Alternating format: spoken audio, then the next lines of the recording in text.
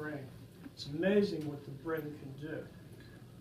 The average stroke victim, stroke survivor, loses 2 trillion neurons, but there's hundreds of quadrillions, I can't comprehend this, to replace it. So we can rebuild our brain. And the best way, believe it or not, it's really simple, and there's scientific evidence to prove this, is with positive affirmations. You've probably all heard of that. And I heard about it before, and I thought, well, you know, that's sort of groovy. But it's really true. I started reading all these books, and there's all this scientific information. So I made these armbands for my organization, and on this side it says I'm healthy and strong. And on the other side it says give hope. And that's the whole point. What's the essence of hope? The essence of hope is potential. We all have almost unlimited potential. Most people, even Einstein, didn't fulfill his potential. They did studies of his brain. So our brain has tremendous capacity to rebuild itself. And based on that theory, I started to rehab myself because I had experience in that. So I took the heaviest weight that I could possibly lift, which was more than I couldn't really do it. But I wanted my brain to realize that it could still do what it did before, so I used my other hand to sort of assist me. When I would do these kind of things, unconsciously tears would just start running down my eyes. I couldn't control it. I'd start crying, not like a baby, but just tears would start gushing out, and I'd fill up, it seemed like buckets of water full of tears. But I just kept persisting every day, and then gradually my strength came back. Same with running. Started walking, and then gradually I was able to run again. The same with speaking. I figured the best way for me to train myself to speak again is to speak to people. So when I went back to work, I had to talk to my clients, and I had to act as normal as possible. So I sort of faked it as I made it. And then I said, well, I have this organization, and I want to kick it off. I should do something amazing to launch this, to send a message and an inspiration to other stroke survivors.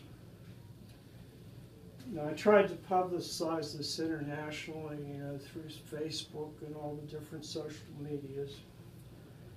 And what I did was I looked on Google, and I found this race called the Polar Dash in Minneapolis. It was on January 1st, 2014. Now, I don't know if you're familiar with Minneapolis in January. Yeah, it's very special. It's pretty cold in Minneapolis. It was 10 degrees below zero and 20 degrees below with the wind chill. Before I got to that point, I just went ahead and registered. I normally tell my wife in advance, when I'm going to do things, but I knew she wouldn't want me to do this, so I just went ahead and registered. And I said, honey, I have to tell you something, but you're not going to like it, but I'm going to do it anyhow. I said, I registered for this Polar Dash race in Minneapolis, and it's 14 miles. And I know you wouldn't approve of this, but I'm going to do this anyhow. I said, if I die, at least I'll go out nobly. But the reason that I did it was Yesh Tikveh is also a prayer. It's a very upbeat prayer written by a guy by the name of Benny Friedman. it's so upbeat, you can really run to it. You know, if you have a chance, check it out on YouTube. And but it's a prayer for people in despair, kind of like what your organization is all about.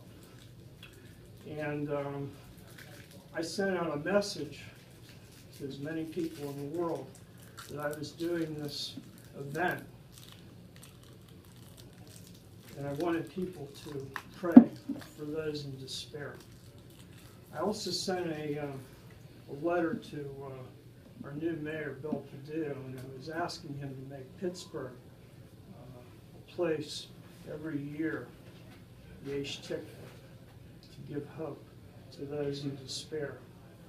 So if you agree with that cause, send him some texts or Twitter and tell them, let's give hope next year to all the people that are in despair. And specifically, of course, I was trying to inspire other stroke victims to show them what the possibilities are if they work hard. Because in addition to the positive affirmation thing, you have to train literally harder than a professional athlete. Why? Because a professional athlete, they don't have any pain, they don't have any suffering to go through. A stroke survivor has to struggle and go through all kinds of pain in order to even achieve a very small thing every day, to have a small little victory. So I wanted to show other stroke survivors what's possible and give them some hope and some inspiration. And I also did the same thing with weightlifting. I'm planning to do a powerlifting contest sometime in the summer. I am going to run the half marathon, God willing, in May, which is coming up pretty soon. It's been a cold winter to try to train the polar dash, sort of got me ready for that. So anyhow, I got to Minneapolis, went to the Mall of America. If you've never been there, it's really cool. If you have kids, they'd love it. They have a sort of like a little Kennywood inside of the mall. And they have like a little SeaWorld right under the mall. It's pretty fascinating. So I get to the race and check my duffel bag, and I said, mind if I shut this door? I said, the lady, where do I start at? She pointed this way.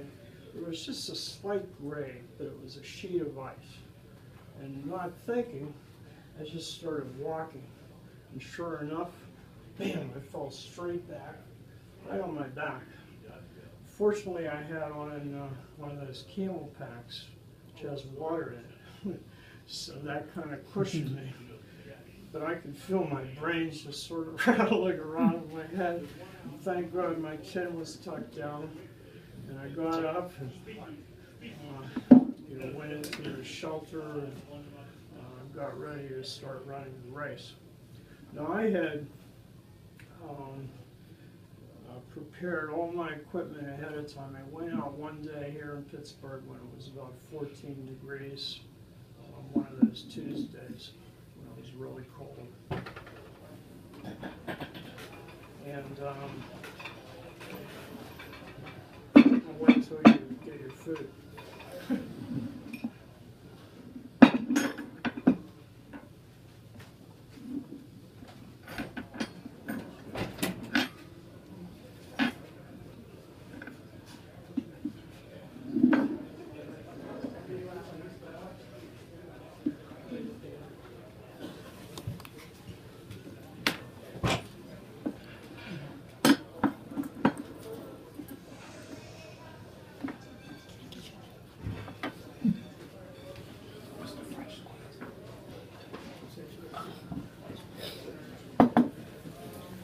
Sampler, black salmon, no bacon, no dressing.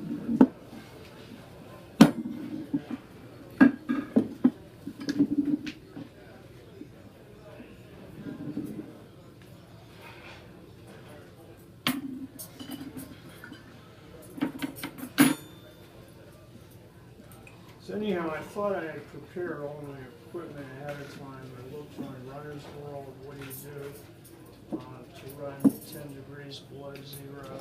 And I had everything prepared except for this part of the face.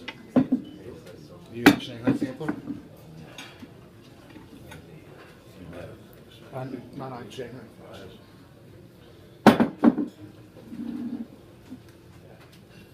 Which I didn't think about.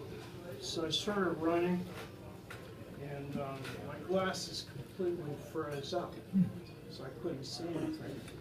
So I said, well, I gotta take off my glasses. I didn't really want to take my mittens off because it was freezing. And well, I'm gonna have to take my mittens off. I'm probably going to break my glasses when I put them in my pocket because I had a bunch of other stuff in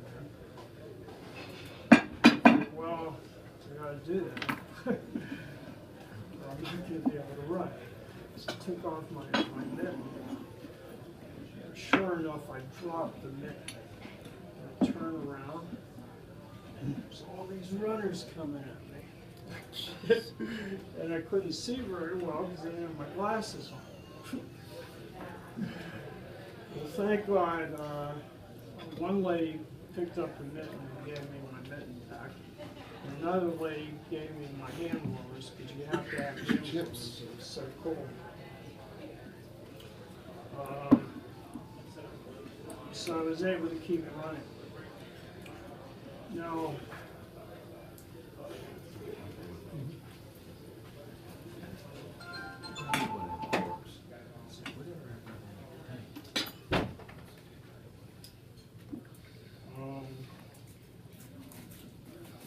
before I did that, I had asked a lot of my friends, hey, you want to come run this polar dash with me? Some guys who are really into running. And they're like, what are you, crazy? It's going to be freezing up there. And plus the fact that you had a stroke. You shouldn't be doing that. And that's what I call negative kryptonite. And that's where the courage comes in. I call it negative kryptonite because remember Superman comic book? Kryptonite would kill him. He's got to keep dodging that negative kryptonite. So I kept dodging it. Everybody was telling me that, and of course my wife and my family, nobody wanted me to do this. And nobody wanted to run it with me. So I was there by myself, dodging negative kryptonite. So what gave me the courage to do this? Well, it was a lot of things. First of all was faith in God. I felt like God was behind me on this mission because I wasn't doing it for myself. I was doing it to inspire other stroke survivors and also to give hope for those in despair. So I felt like my vision was pointed in the right direction. He's not going to let me die. And if he does, like I told my wife, at least I'd go out for a noble cause. Well, I did make it, and here's my 2014 Polar Dash. And they actually just sent me this big plaque yesterday, you know, real nice and closed in plexiglass, and it says champion. The reason I got that plaque is because I was the oldest guy in the race in my age category, and I was the only one. So either that or the GPS lied.